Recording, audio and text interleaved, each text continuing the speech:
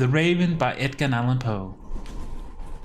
Once upon a midnight dreary, while I pondered, weak and weary, over many a quaint and curious volume of forgotten lore, while I nodded, nearly napping, suddenly there came a tapping, as of someone gently rapping at my chamber door.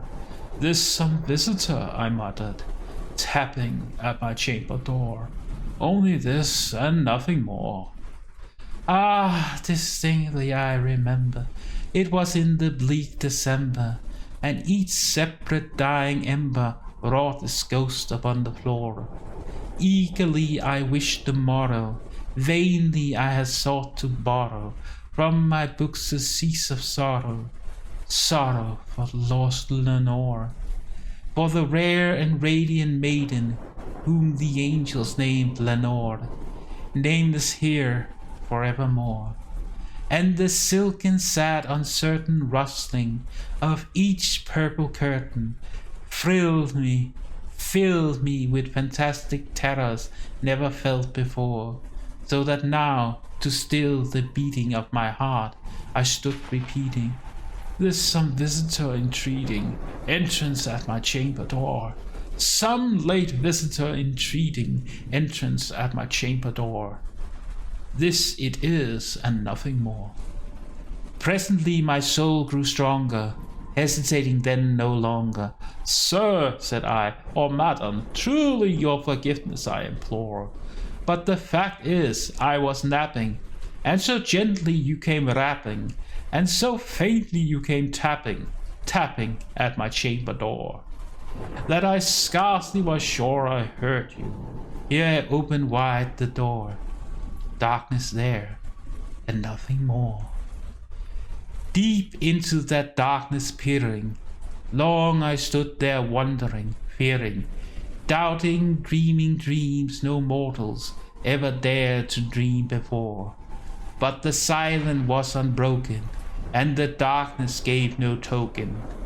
And then only word there spoken was the whispered word, "Lenore."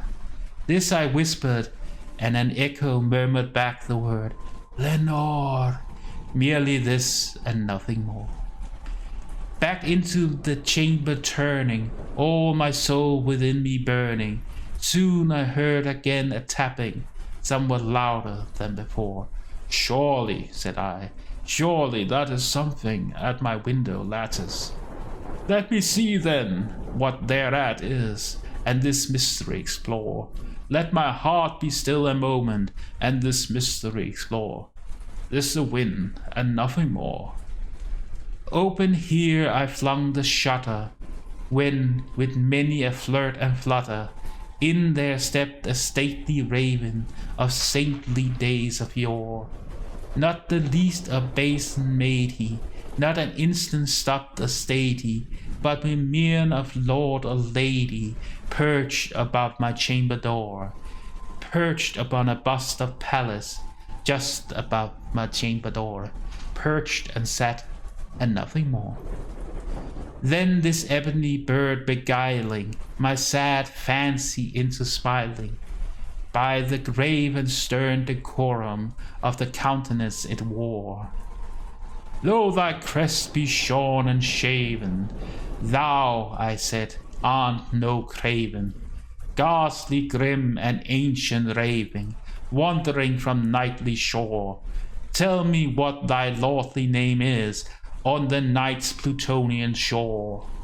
Quoth the raven, "Nevermore." Much I marveled this ungainly fowl to hear discourse so plainly, though its answer little meaning, little relevancy bore. For we cannot help agreeing that no living human being ever yet was blessed with seeing bird above his chamber door, bird or beast upon the sculpted bust above his chamber door, with such a name as Nevermore. But the raven, sitting lonely on the placid bust, spoke only that one word, as if his soul in that one word he did outpour. Nothing farther than he uttered, not a feather then he fluttered, till I scarcely more than muttered, other friends have flown before. On the morrow he will leave me, as my hopes have flown before. Then the bird said, nevermore. Startled at the stillness broken by reply so aptly spoken. Doubtless, said I, what it uttered, it is only stock and store, caught from some unhappy master, whom unmerciful disaster followed fast and followed faster, till his songs one burden bore, till the dirges of his hope that melancholy burden bore, of never, nevermore. But the raven still beguiling all my sad soul into smiling, straight I wheeled a cushioned seat in front of bird and bust and door. Then upon the velvet sinking, I betook myself to linking fancy unto fancy, thinking that this ominous bird of yore, what this grim, ungainly, ghastly, gaunt, and ominous bird of yore meant in croaking, nevermore. This I sat engaging in guessing, but no syllable expressing, to the fowl whose fiery eyes now burned into my bosom's core. This and more I sat divining, with my head at ease reclining, on the cushion's velvet lining, that the lamplight gloated over, but whose velvet violet lining, with the lamplight gloating over, she shall press, nevermore. Then methought the air grew denser, perfumed from an unseen censer, swung by angels whose faint footfall tinkled on the tufted floor. Wretch, I cried, thy God hath lent thee, by these angels he hath sent thee, respite and nepenthe from thy memory of Lenore. Quaff, oh quaff, this kind of nepenthe, and forget this lost Lenore. Quoth the raven, nevermore.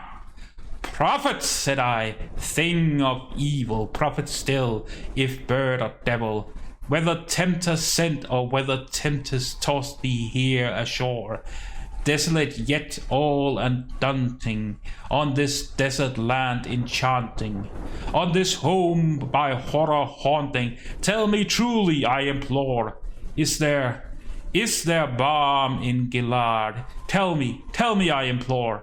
Quoth the raven, nevermore.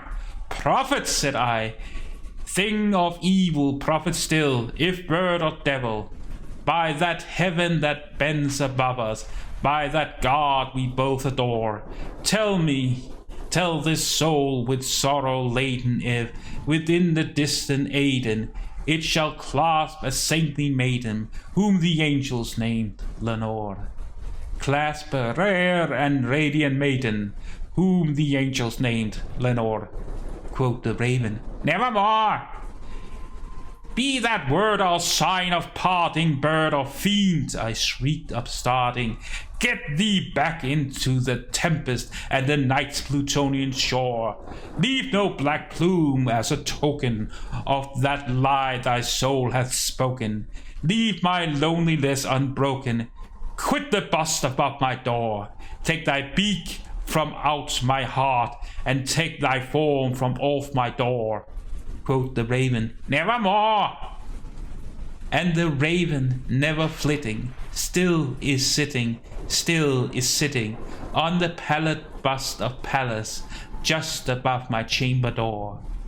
And his eyes have all the seeming of a demon's that is dreaming, and the lamplights over him streaming throws his shadow on the floor. And my soul from out that shadow that lies floating on that floor shall be lifted nevermore.